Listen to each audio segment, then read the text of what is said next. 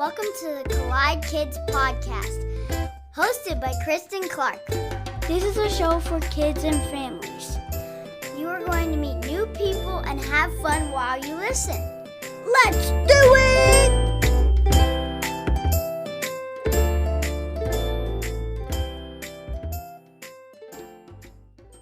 Hey y'all, welcome to the Collide Kids podcast. I'm your host, Christen Clark. The Collide Kids podcast is a show for kids and families where we learn together how life and faith collide. I am so glad that you are here listening today. Thank you so much for being here and spending this time with me. If this is your first time listening, I just want to say welcome. I'm so glad you're here.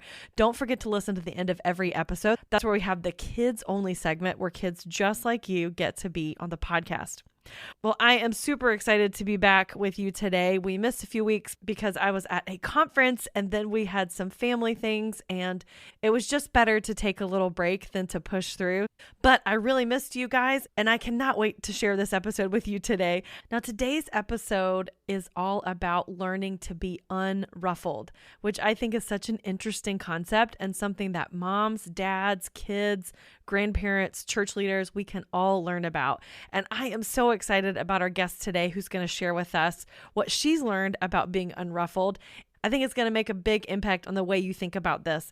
Her name is Joy Goodwin. She is the Community Development Manager at INCM, the International Network of Children's Ministry. There she gets the honor of helping children's leaders in the church to connect and grow. She is a Minnesota native and lives in a cozy home with her amazing husband and two happy boys.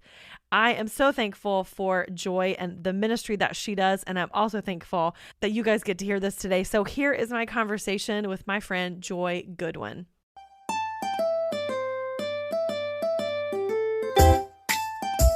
Okay, Joy, I am so joyful to have you on the Collide Kids podcast today. Thanks for being here. Oh man, I'm just thrilled. I'm thrilled to hang out with you, and I'm thrilled to talk about this topic and just get to enjoy the Collide Kids podcast. It's such a great experiment. I love it. It really is. It's an experiment gone crazy, and I love it.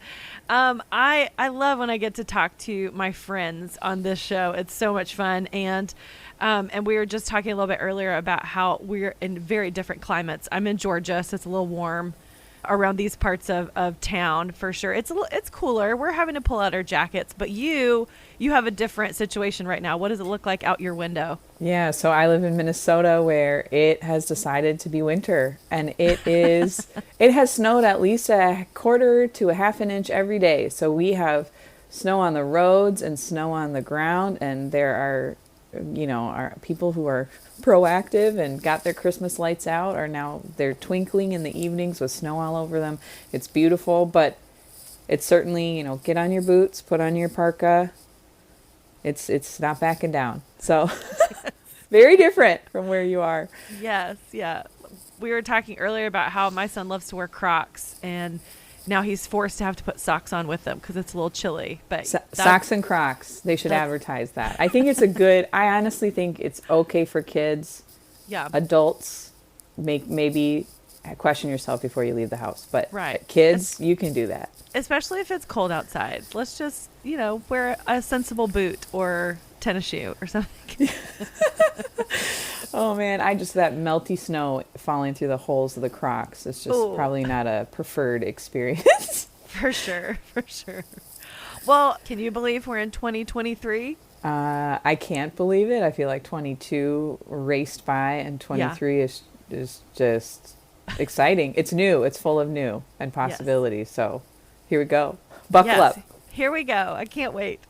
Well, this is so fun. I cannot wait to talk with you today because I think what you're going to share with our listeners is going to be so important and so helpful, especially kicking off the new year. But before we get into all of that, because this is a show for kids, we always like to start out with a joke. So, do you have a joke for us today? Yes. Now, tell you what, I've got a 5-year-old who does jokes, and they don't always make sense. And so I started reading through some amazing jokes, and I crowdsourced this with my 5-year-old. So we read through all the jokes, and this was the one he ran.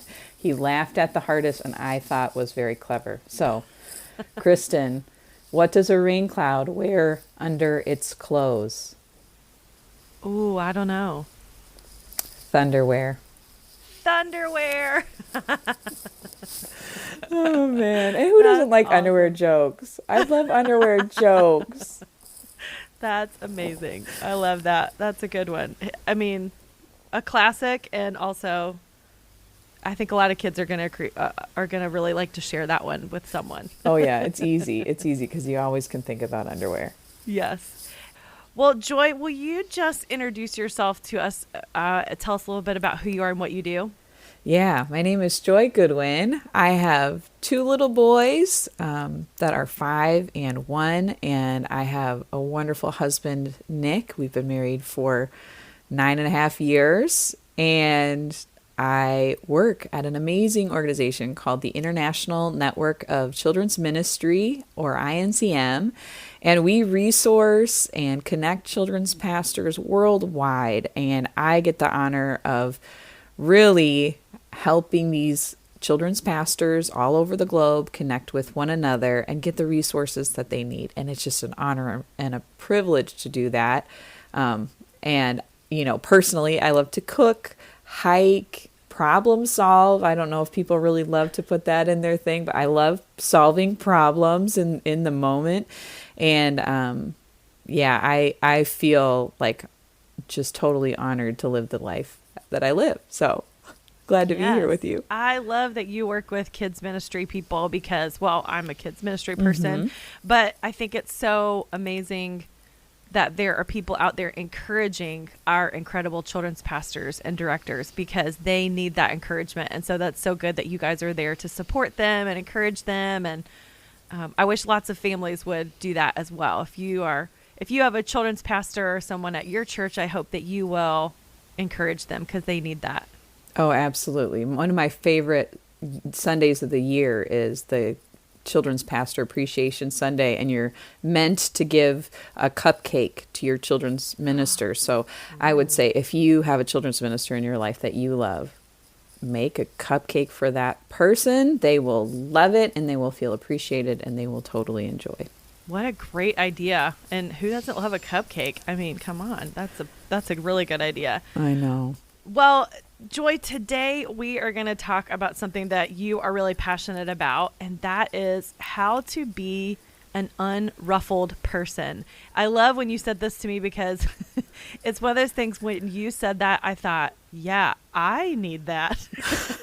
Everybody needs it, Kristen. And we were even joking at the beginning, like my camera wasn't working and some technical issues with my computer before we started. And so I had to reboot my computer, and it was like the Holy Spirit reminded me, you know what we're talking about today? Being an unruffled person. So I was reminded today that I need what you're going to tell us. So tell us a little bit about what it means to be an unruffled person. Yeah, I mean, the concept is pretty easy. It's being a person who can withstand challenges and problems that are thrown at us while staying calm enough to problem solve.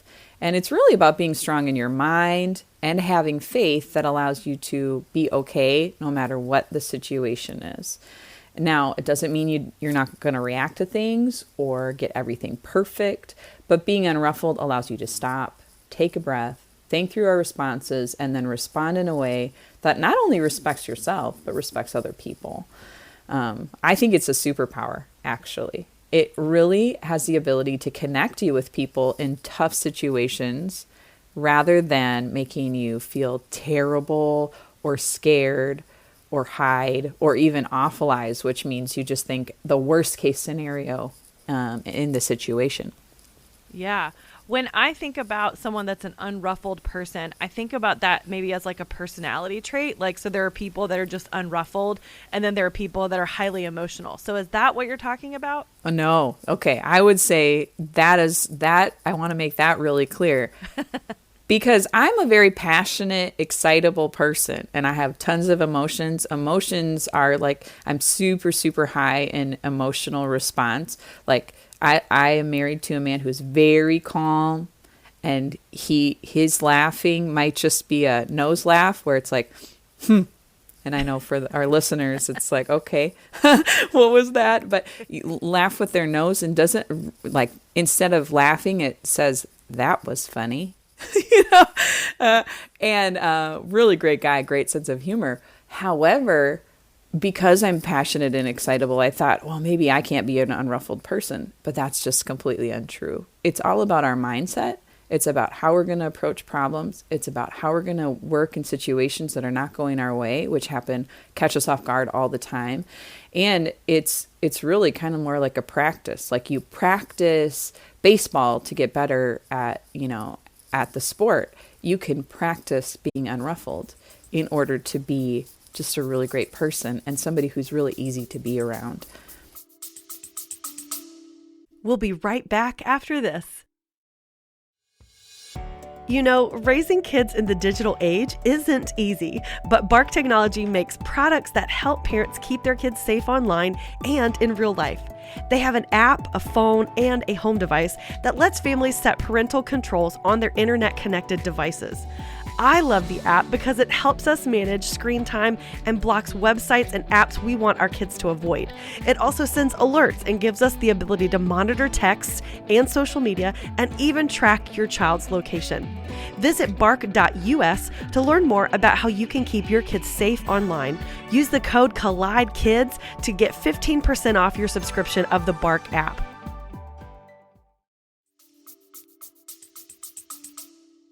Yeah, I think that's so good. What was it about this idea of being an unruffled person that spoke to you? Like, what was it about that made you realize that that's something you needed to work on? Okay, so the very first day before I worked at INCM. I was a children's minister in a large church, and it was fantastic. And the very first day that I walked on the job, I had a mom walk up to me and say, "You're going to completely change this ministry, and I don't even know if I want to be a part of it." And I remember feeling all the feelings just rising and the color rising in my face and just feeling really attacked. But I took this deep breath and I said, if I'm going to be a good leader to this person, if I'm going to be a good person to this person, I need to stay calm enough to understand why she is so concerned about this.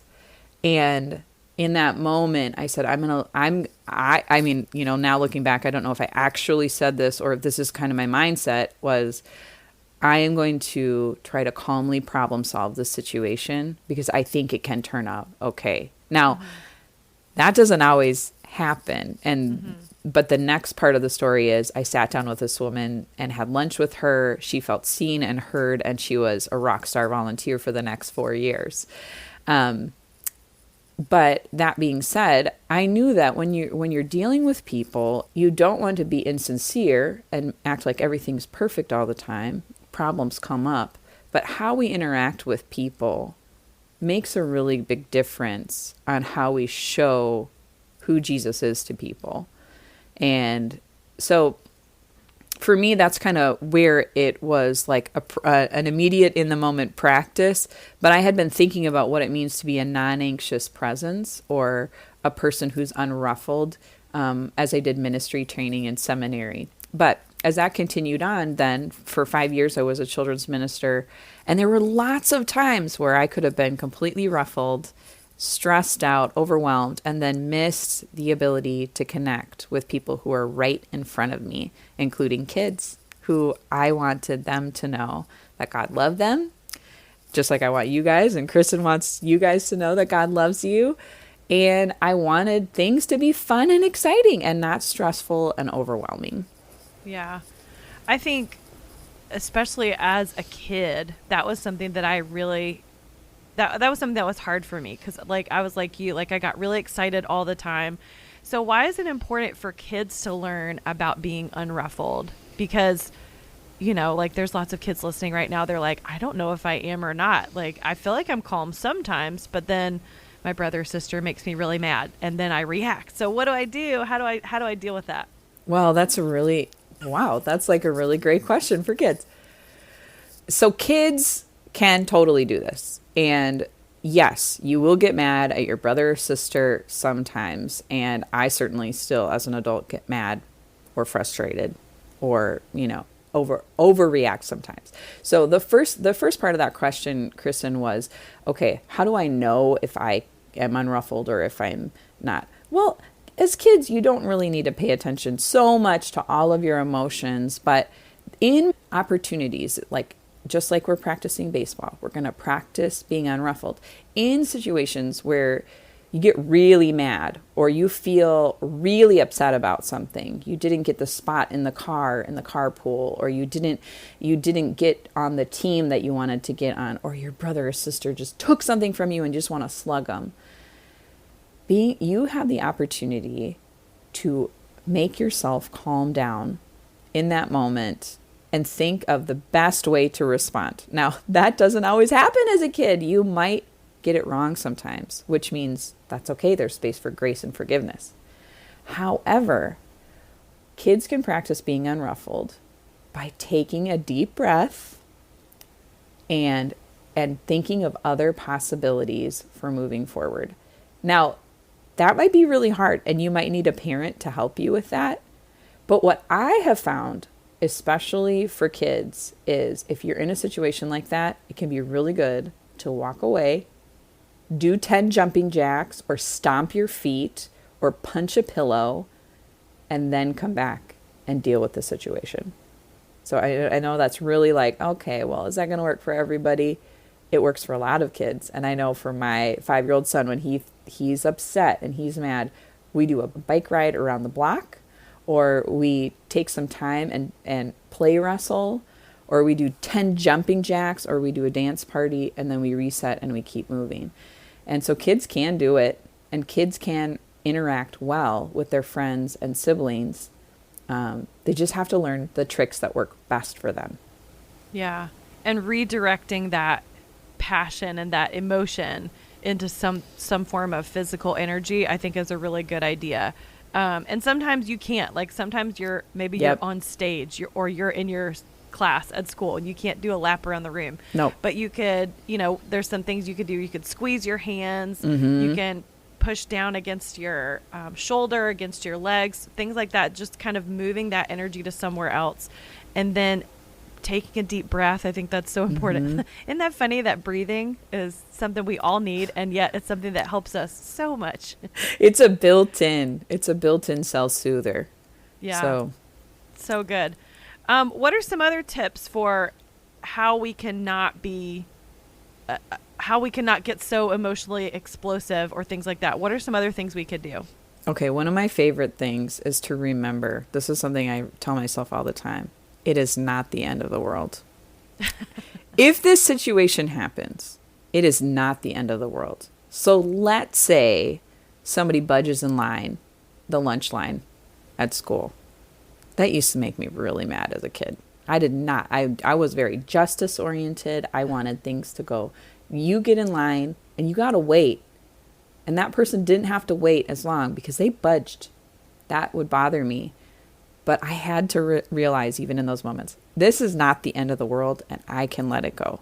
Now, there are plenty of situations in our lives where it is not going to be the end of the world, right? Whether it's that example or you don't get put on a team, like a baseball team or basketball team. It is not the end of the world. You can still play baseball or basketball. You're just not going to be on that team. So helping to have the perspective is it's hard to do it all the time, but it can help you say, okay, it's not the end of the world. Now it's still okay to cry.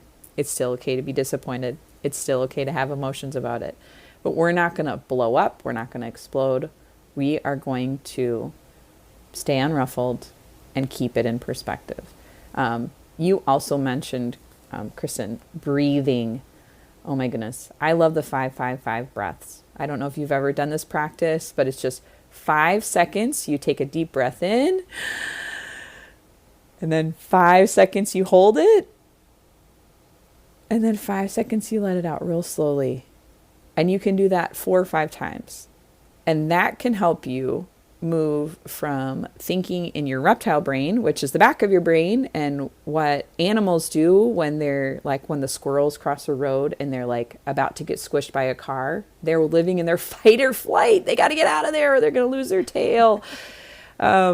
We think the same way. The back of our brain is built the same as the squirrels. But if we can take a deep breath we can move our thinking to the front of our brain, which is called our executive brain. And that's where the CEO of your mind sits. And that allows you, that breathing allows you to say, okay, what's the best decision for me to respond in this situation? So breathing, we talked about moving your body.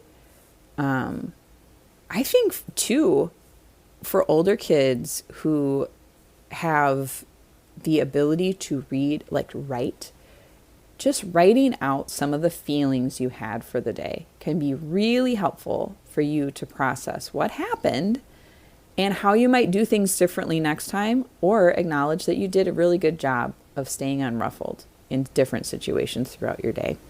Yeah, I think that's so good. And I think too, being able to recognize what's going on. Like, yes, am I getting upset because I'm hungry? Yes. Am I getting upset because somebody hurt my feelings and I haven't really talked about it, and so I'm reacting to someone else when I need to go deal with that situation? There's lots of different things that could come at us. Maybe we're tired. You know, when my kids were little, I would always say, maybe it's time for a nap. Maybe we need to lay down or have some resting quiet time in our rooms, and just being able to get away and rest for a moment.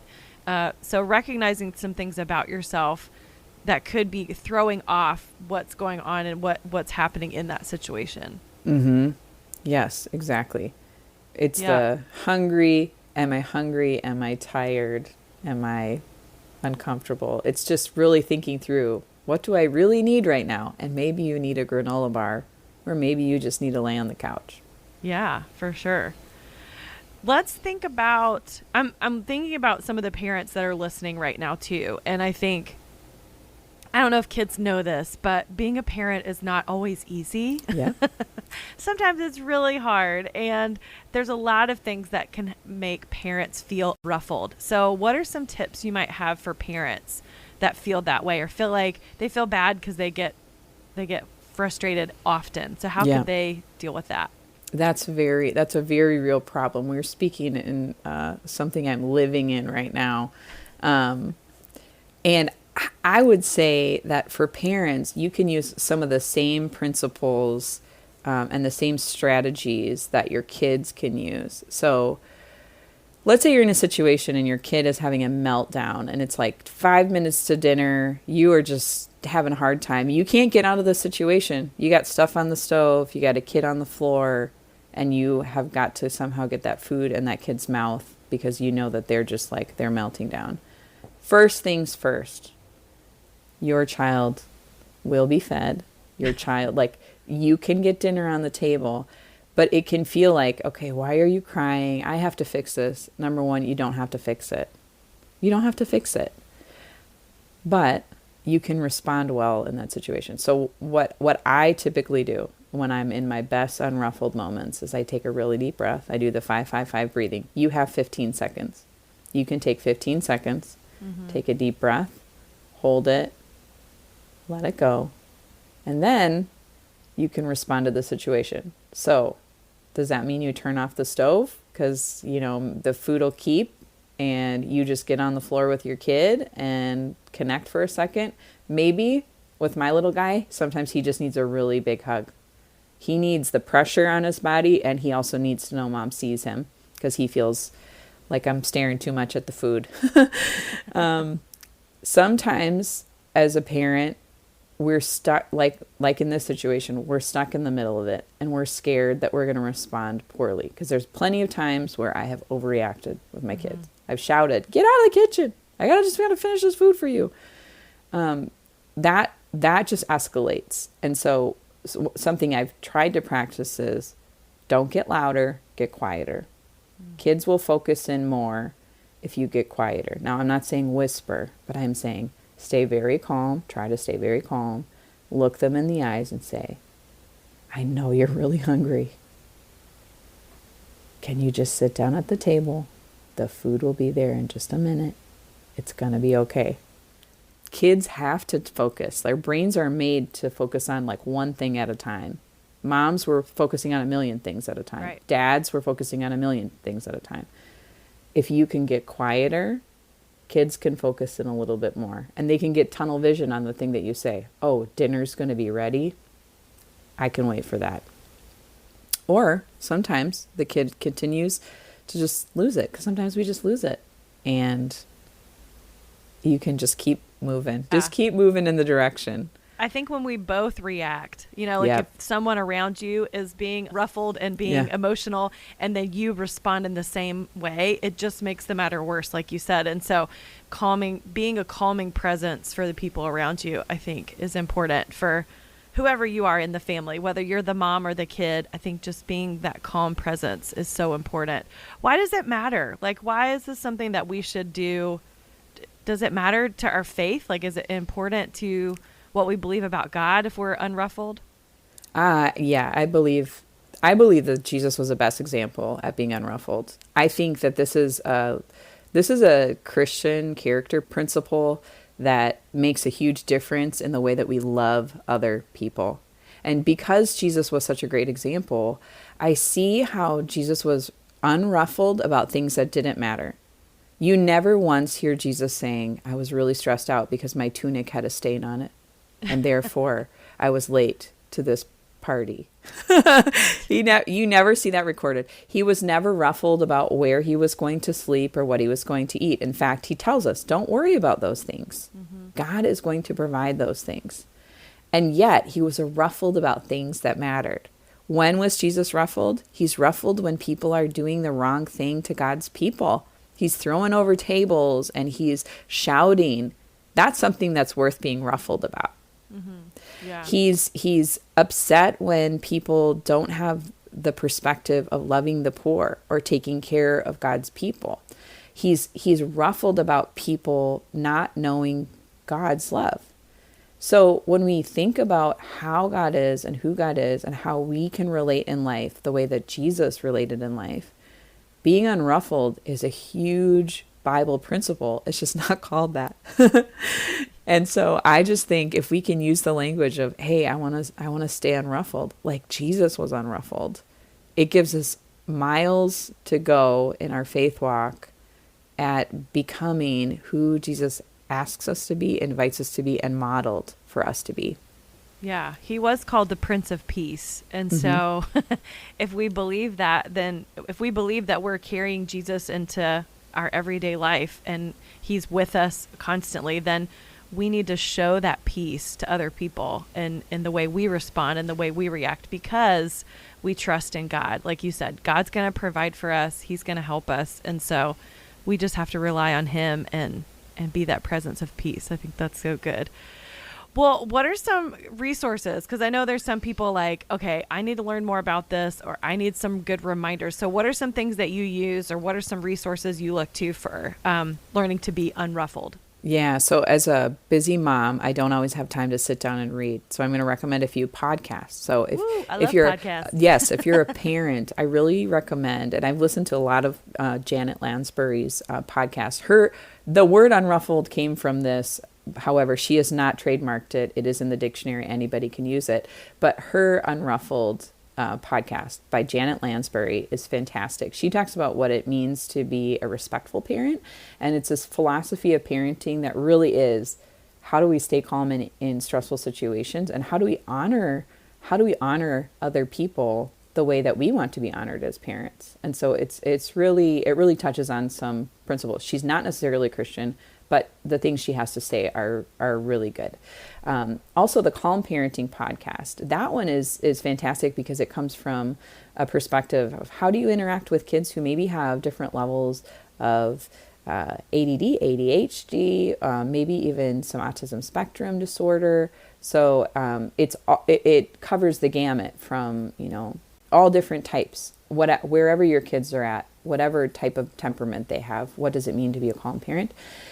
And then from a leadership perspective, because I've lived in the leadership world since I was 9 years old, in church leadership since I was, in the preschool class with my mom when I was 9 years old, passing out goldfish and color crayons. And so I've been thinking about how do I be a non-anxious presence for a long time.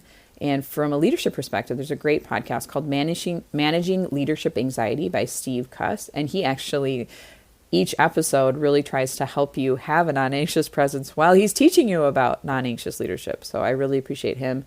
And then I don't know if you guys know Mark Sayers. He's an up-and-coming pastor, and he just recently wrote a book this last year, A Non-Anxious Presence. And it's really just a great book for ministry leaders on how to stay calm and do great work as pastors and leaders that would honor God. So that's good. I love that. I think that's so good. And I think it starts in our homes. And so the best place to practice those things is at home with each other and give each other a lot of grace, but helping our kids and kids helping our parents. Those are important things we can do for each other. So that's good. Well, Joy, this has been so good. Thank you so much for sharing all of this good information with us today. Before I let you go, I always like to ask my guests to share a memory from when they were a kid. So do you have a memory you want to share with us? Yes. When I was about 9 years old, I babysat, which is probably illegal. Like by today's standards, I don't know if any other 9-year-olds that I'd be like, yes, please watch my 3-year-old and 1-year-old. You'll be fine. However, we lived in a neighborhood that was really close-knit. My mom was down the street. I'd throw the kids in the wagon, bring them home over to my mama's house if there was a problem.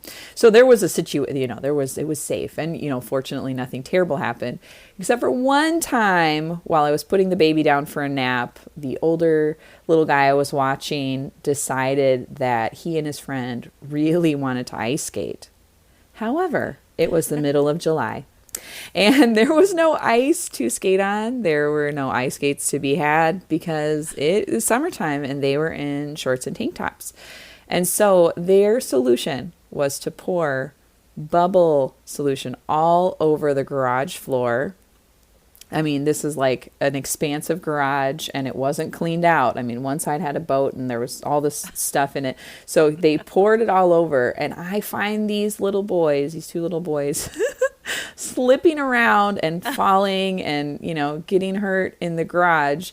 And I am just like, oh my gosh, what am I going to do? I'm 9. I'm not like in charge of like doing this I don't know what to do. And so my best decision was to go and get the hose and start spraying the bubble solution out. Oh my goodness, you guys, it was such a mess. But those big like bubble blowing foam machines now you can rent for a party? It was like that in the garage. Here I am spraying and spraying and spraying. About an hour later, we get all the bubble solution out. The boys are playing nicely inside because they knew I was like not happy that this was the situation we were in. And by the time the dad got home, everybody was smiling and happy, but I was ready to grab my $3.50 and go home. So I guess I've been able to You should have gotten a little bit more money for that one. Oh man. Yeah, no, they were super generous. They were such a nice. great family, and we're still connected. I just celebrated the oldest son's 30th birthday. Oh, that's cool. That's so good.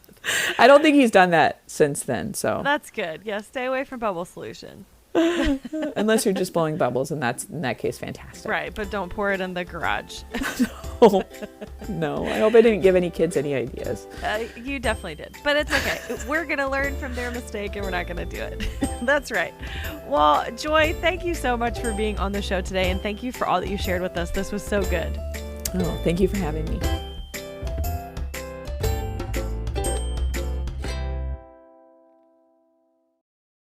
Wasn't that so good? Let's just all take a deep breath right now. I feel better already. Redirecting our passion, our energy by moving or taking that deep breath. That's such good advice for any situation where you might feel frustrated or flustered. You can learn to get out of those situations and learn to calm down. Whether you're a mom or a dad or a older kid or a younger kid, you don't have to be ruffled. You can be a calming presence, just like she said. So take that moment to breathe. Just 15 seconds is all it takes. Sometimes it seems like we got to wait a really long time to calm down, but it may just be a few seconds of deep breathing and just remembering to be calm and remembering to focus on what's good and move forward. That's all we need to do. I think it was so good when she reminded us to learn to process and recognize when we do get upset and what might be triggering us to feel frustrated or flustered. Are we hungry? Do we need a nap? Is there something that's been bothering us that we need to talk about? All of those things can be worked out and help us to be that calm presence. I want to be a calming presence in my home and the places I work and teach, the places I go. And when we strive to be calm and at peace, just like Joy said, we exemplify the presence of Jesus. He is the Prince of Peace, and our calm reactions and how we relate to others shows how we trust and rely on Him. So good.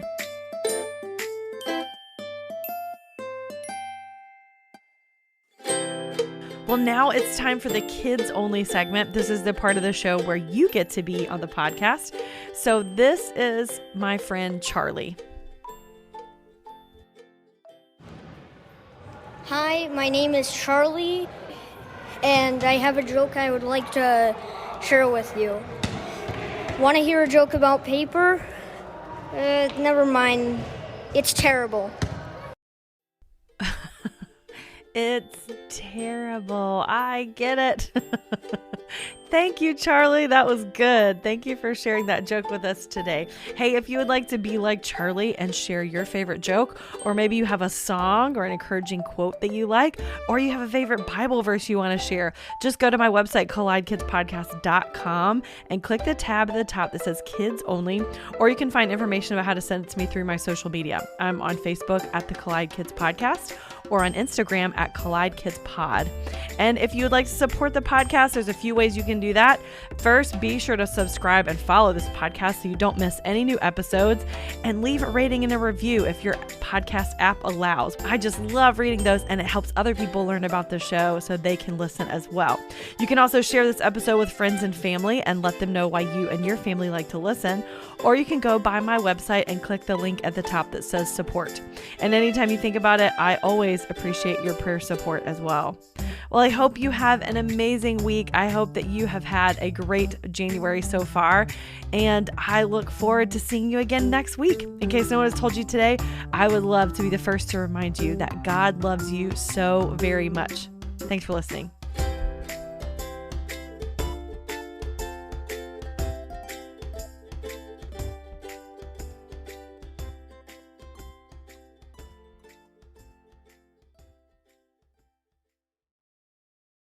You don't have to go very far looking for bad news, because somehow it just finds you. So finding peace in the chaos can be really difficult, but it doesn't have to be, because the River mobile app exists. The River is a Christian music radio station dedicated to playing music to help you get through life's toughest moments or life's happiest moments and everywhere in between. And all from artists who love Jesus and are real people just like you. Listening is easy. You can download it wherever you get apps from. Just search 1049 The River or listen online at riverradio.com. And know that The River is proud to partner with the Collide Kids podcast.